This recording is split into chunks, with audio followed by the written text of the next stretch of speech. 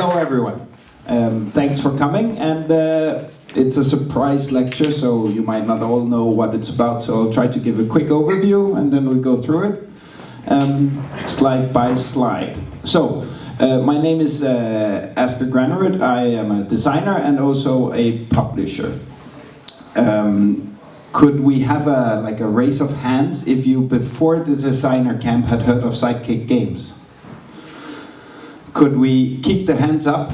And if you have known me for 5 or more years, take the hands down. Okay, so there's like 5 people in here that have heard of it without just being heard of me. So we are not a very known publisher, but the team behind it is me and Daniel primarily, and a guy named Dan, and we've made about 30 games in the past. The most well-known one today is Heat, Pedal to the Metal, but Belka, Flamme Rouge is another one, and then what happens is that 20 plus games get forgotten like this. That's the name of the game. So, very, very few people have heard about Sidekick Games. I still think we have something to tell that's interesting, some business insights, and the way we designed our publisher with some product strategy, some business strategy. We'll also go through some of the ways I think the business works on like a stereotype level, so a macro level. We're 3 part-time guys, yet our first game was published. We had some not critical hits, not critical failures in the past, but we stopped in the pandemic and then we restarted. And our first game in our new line of games was Aqua. It was published in this year, in March, and it is already out in 20 languages and more than 50,000 copies, which for a new publisher is really, really good numbers. For an established publisher, that's really good numbers. Everyone can get lucky. But Hutan, which is out in March 25, and we do 1 game a year. The first print run will be for 19 languages and more than 50,000 copies. So we're getting a little closer to it not just being luck. And then the game, some of you have seen around the tables that I'm testing and playing a little bit here, will be out in March 26. And I don't have the numbers yet, but based off the S and response, we are looking at minimum 30, probably 40,000 copies and 15 plus languages on the first print run. So, how did we do this? Well, maybe not exactly like this. So this slide is to remind everyone that no one has a crystal ball. So whatever I'm saying here, if someone had that crystal ball, they would make success again and again and again. And whatever I'm saying, if it might not apply specifically to you, it's our lessons for ourselves, so just please bear that in mind. I'm not saying we're an oracle or anything, so feel free to question it as well. So how did we do this? I'm going to tell you about the 3 publisher archetypes, which I believe is the fundamental for understanding how you're going to sell anything in the long run. You need to understand your customer and the business they're in, because if you don't, how can you cater to their needs in a good way? Then I'll tell you how so that's the background, then I'll tell you how we try to do it, and then we will do questions at the end. However, there are 2 types of questions. Can I laser point with this? Yes. Wow. You can. Woo! There are 2 types of questions, and the first one is called a clarification question. You're allowed to ask this at any point during my talk. You can raise your hand and say, there's something I don't understand. It's not an explorative question, it's not, I think you're wrong, it's not whatever your pet peeve is, but if there's something where I move too fast or it doesn't make sense to you, you're always welcome to raise your hand and have me say it again. Explorative questions we're going to save for the end. So, the 3 publisher archetypes, I believe, and these are macro level stereotypes, and all of them can, it's gray area, so all of them can apply a little bit to each other and there can be differences, but I think they're defined by the 3 different ways that they sell. the Kickstarter publisher sells to consumers, so that's direct. The distributor publisher, that would be, for me, what I would call Rebel. They're primarily a distributor that sells direct to retail, that also publish games. So their main business model is selling to retail. And then there's the studio publishers. We're studio publishers. We only sell to distributors. We don't do any sales to individual stores or to any consumers at all. So what are the differences of these publishers? Oh, sorry, publisher archetypes.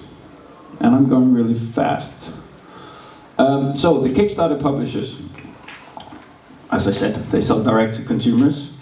They will have thousands of customers if they're doing well. We're talking about the ones that are succeeding.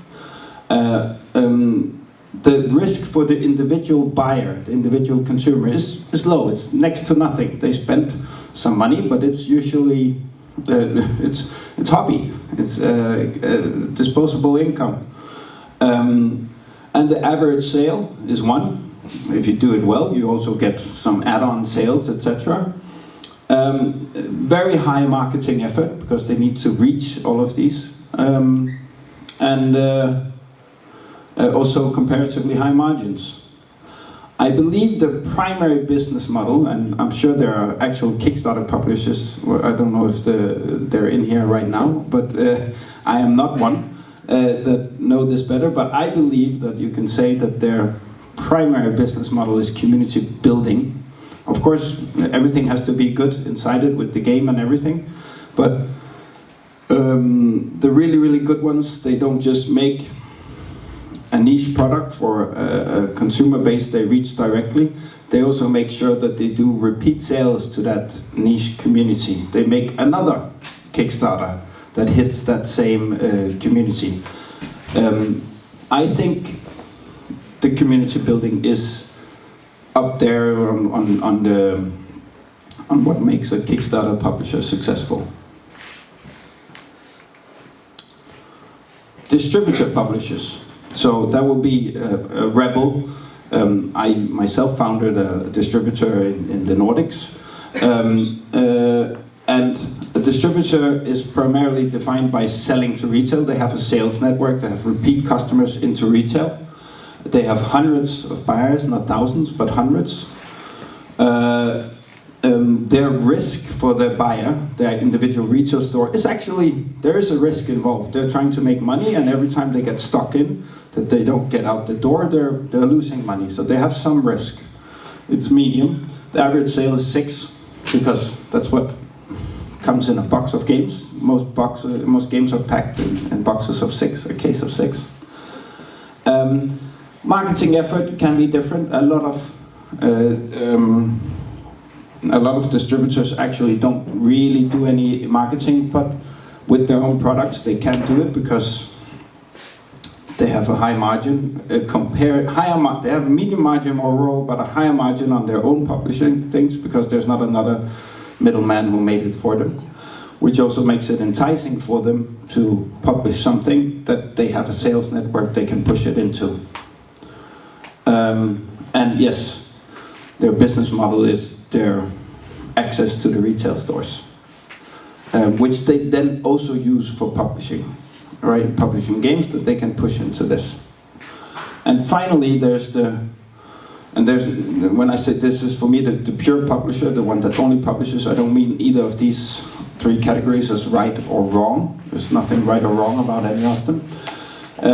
Is direct to distribution. I made up all these names, right? Direct to retail, direct to consumers, and direct to distribution. Here you have tens of buyers. Probably you don't have 20. That's unlikely. And when we have 20 languages, some of the buyers are the same for several languages, right? I'm not even sure we have 10 buyers. So we have very few. The risk for the individual buyer is very high, because they're buying thousands of games, and in order to make money, if they sell 2,000 of 2,500 games, they're not making money, because the last 500 or even sometimes the last 300 is where they will make the money. when you include all the shipping, all the product costs, everything they put into the margins is at the end. So they have a very high risk. We don't do any marketing at all. When I say we don't do anything, we do send out review copies or something like this, but besides that, as a publisher, we don't. And we have comparatively low margins. But of course, we're also selling 2,500 games at a time. And I believe what makes a studio publisher special, if you're successful at it, and not just publishing 10 games and hoping one of them hits, is product design. Okay. So, an overview with a fourth category is the dreamer is the one that believes they have an awesome game that will sell itself, so they print it themselves and just hope that it will sell. And usually they will sell 50 to 200 copies to friends and families one at a time.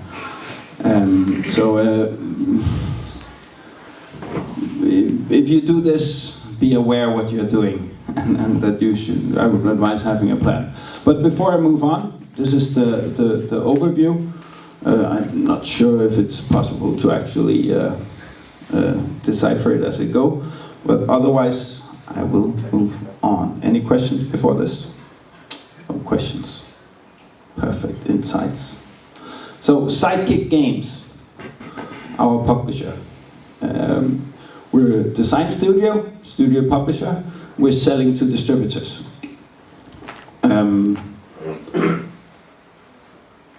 In order to sell to distributors, we need to understand their reality. Understanding your customer, if you want to make actual product design for them, so that it's easy for them to buy, you need to understand it. So I'll go through that. I'll go through our insights and our strategy, our product design and our strategy. I'll mention some of our past fails. Not unsurprisingly, that overlaps with our strategy. And then we will get to questions. Understanding distributors. Some of it I've mentioned as well, but we are doing very few, very high value sales. The customer has a ton of data, right? They're at the middle point where they talk to the distributors, the retail stores themselves. They're the ones where the most numbers go through and they actually can see what's going on. When they go to Essen and meet with the other partners, they have hundreds of games to choose between. And even Rebel for localization, I'm not sure, it's maybe 10, 15, 20 games a year they localize. It's not a lot. And 120. You localized 120 games? Yeah. Okay, that is a lot more than I thought. But 120 games a year? Yeah. 10 a month? Yeah. Okay, crazy number. Yeah. So for the Nordics, where I had my distributors that exist, just not me involved in it at all, it would be 10 or 15 for the whole Nordics, right? 10 or 15 games that actually get localized. I don't know if a difference is also how easy games are to sell in English in the first place. Yeah, like the. Now you can. Yes, like this year I will sell my first game like to the Nordic countries local. Yes. After all these years. Yes. This will be the first time that we Yes. will do that. I'm saying how hard it is to get, how very picky they are. And in general, they are a very difficult customer, as the final one says, because there's a lot of risk involved for them. They have so many games to choose between when they have to pick something to actually localize. They're buying thousands of them, and every time they make a wrong decision, they're going to lose money. And they are going, when you're making 120 of them, I'm going to promise you, some of them are going to be wrong. They're going to be losing money. Of course, that will be, in the long run, if you do enough, that will be outweighed by the ones that then make more money. But it's not easy to convince them.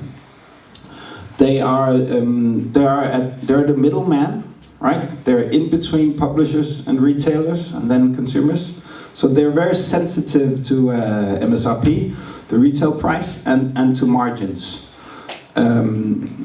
They need to make money, and they need to make money facilitating other people making money, right? So it's an in-between thing where everyone's taking a cut of the cake. So you really need to have a product that fits with the right MSRP, and when everyone can still make money. And in my opinion, after the pandemic, before the pandemic, and especially running up to the pandemic, there was a lot of optimism in the industry, and everyone was expanding. And post-pandemic, also with the Embracer Group buying Asmodee, there's been a lot of cutting and inventory cutting, and just a lot of overstock in the business in general, and they've been even more risk averse.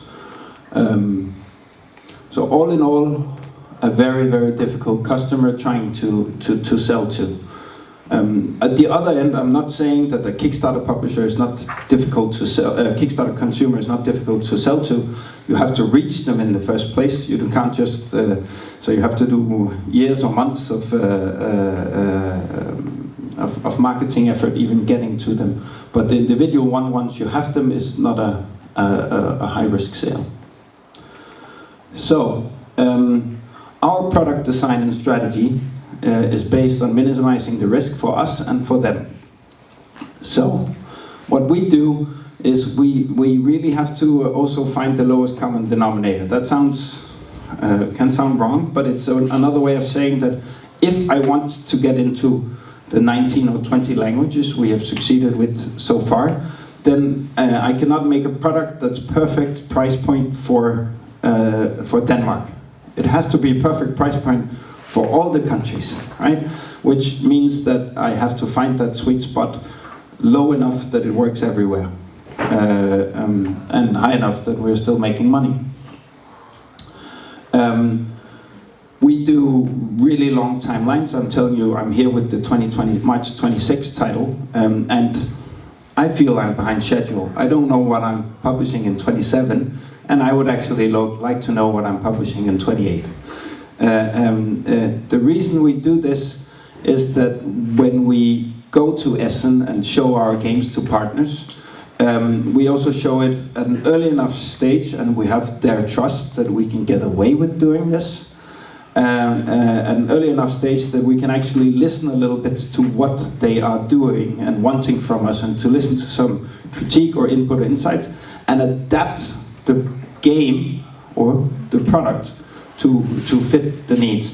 Not that if someone says one thing or a playtester says one thing that we just change everything, but if we hear it enough times over and over, then we will try to make an adaptation. We've done this with MSRP, where we've made some product changes and raised quality in some places, lowered it in other places to actually fit something that would get this wider distribution. We standardize as many things as we can. The 3 games you saw come in the same box. Then everyone asks, oh, what box is it when you're sitting there? It's the Azul box. Okay, everyone understands. And then when I come back next year, I say, where does it fit in? Well, it's the same box as it was last year. What's the MSRP? It's the same MSRP as it was last year. What's the player count? It's the same player count as it was last year. So we do aggressive product design and aggressive development of a game to force it into our product category. It's not just artist view of it and saying an artist getting something out there. When we take something in, we work a year or a year and a half developing it to fit into our product strategy.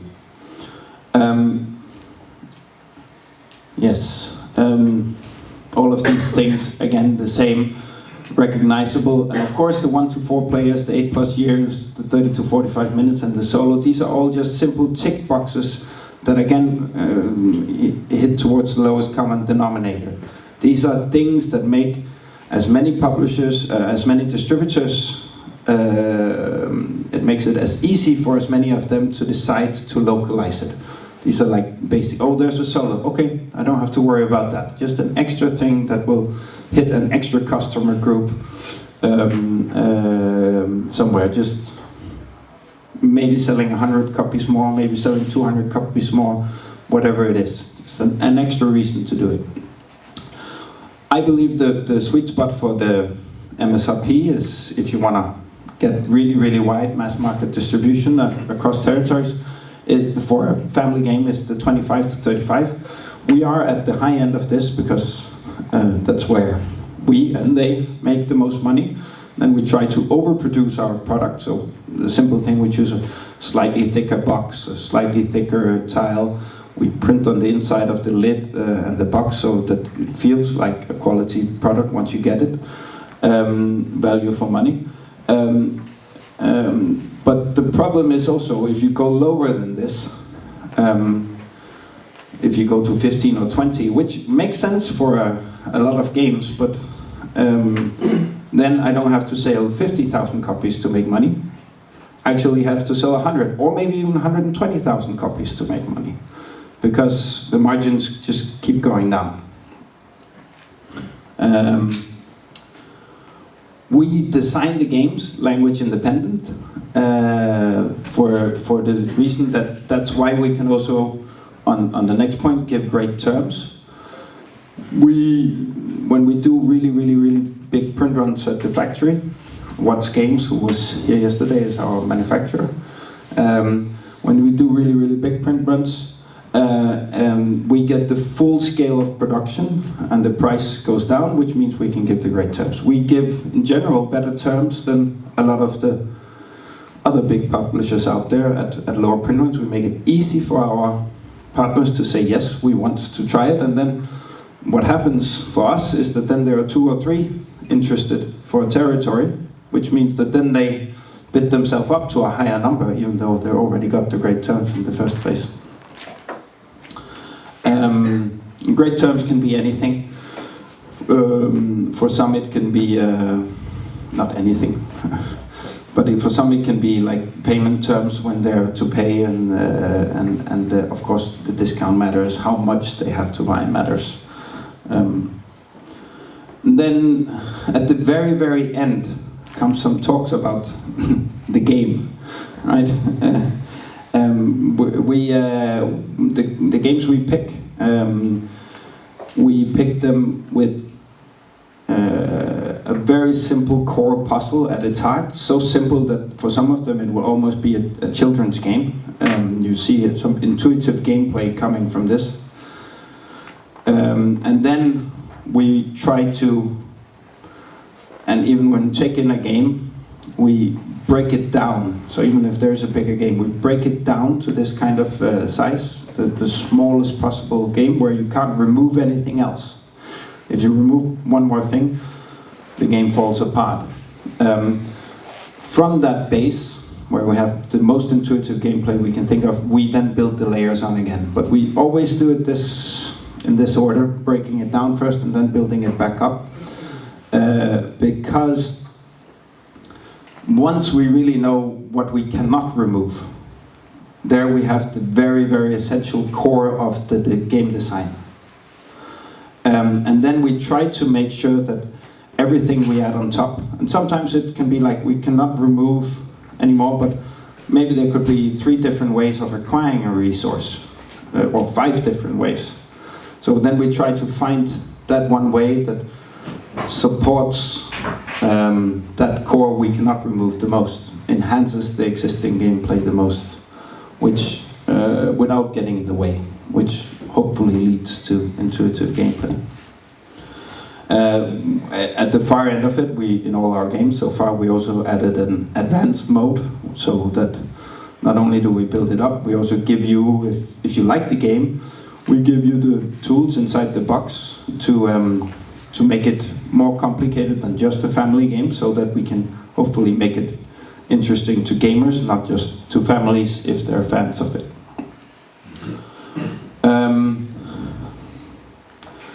Outstanding game and presentation. Everyone obviously tries to do this, and we try to do it as well. We think we succeed, but I think everyone probably thinks they they succeed at this.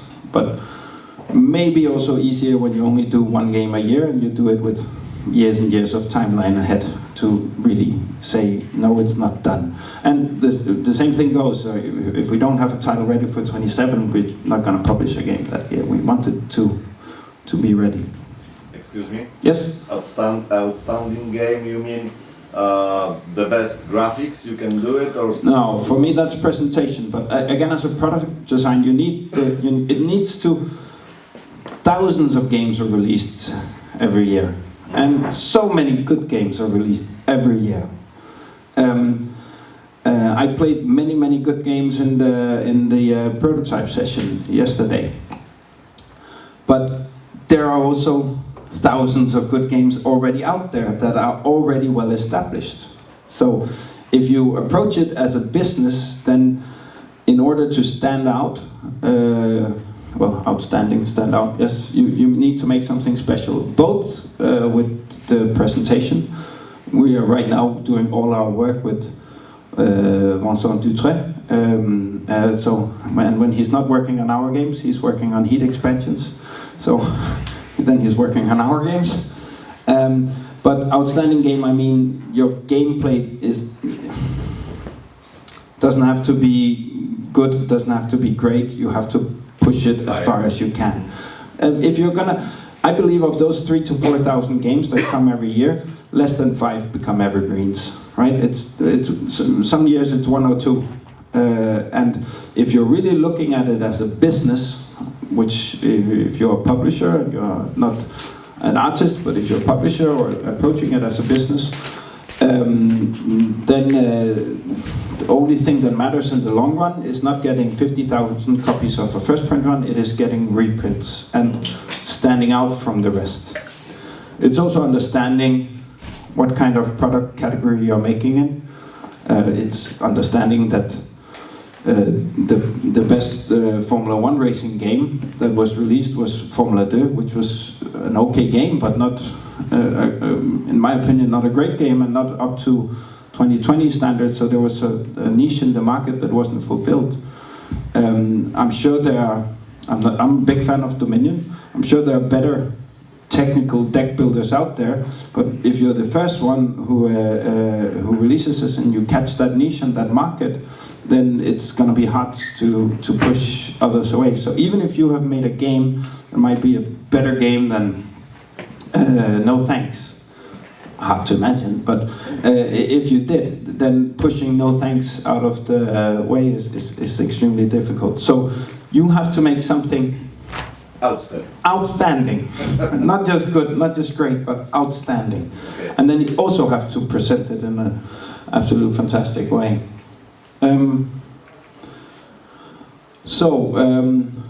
Before the pandemic, we did some releases which were not critical failures, but were certainly not critical hits either. Some of them failed for, in our hindsight analysis, for some different reasons.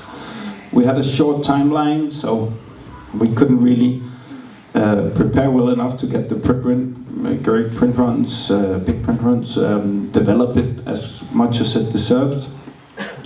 We had non-standard. We were pointing our products a little bit in all kinds of different directions. We had too simple and too complex games. For us right now, we've decided the fact that we also don't do marketing, but also we're not great at doing marketing, and we're a tiny team of 3 part-time guys. We're trying to make games in that middle category that can potentially excite gamers, but is accessible beyond it, because then hopefully they can become ambassadors for us. But before this, we tried to make some almost children's game or family minus games. So they were too simple to truly excite people. And also the distributors buying are mostly in this gamer kind of category, so they need to be excited a little bit about it if you want a lot of people to get excited by it and buy it for localization. And on the other end, if it's just a little bit too complicated, then some of these will fall off the grid. too cheap and too expensive. Again, the point about where do we make money, we've very deliberately hit that high end of the lowest place we can go, and for some of the games we could have made that game 5 or 10 euros cheaper MSRP by not printing on the inside of the box, by doing 2 or 1.5 millimeter tiles instead of 3 millimeter tiles, by not investing our marketing dollars into the product, but then also raising the price as well. No solo rules, I'm coming back to this point, but yes, we did this, and there's just some of these buyers, when they sit in that situation, it becomes another reason to say no.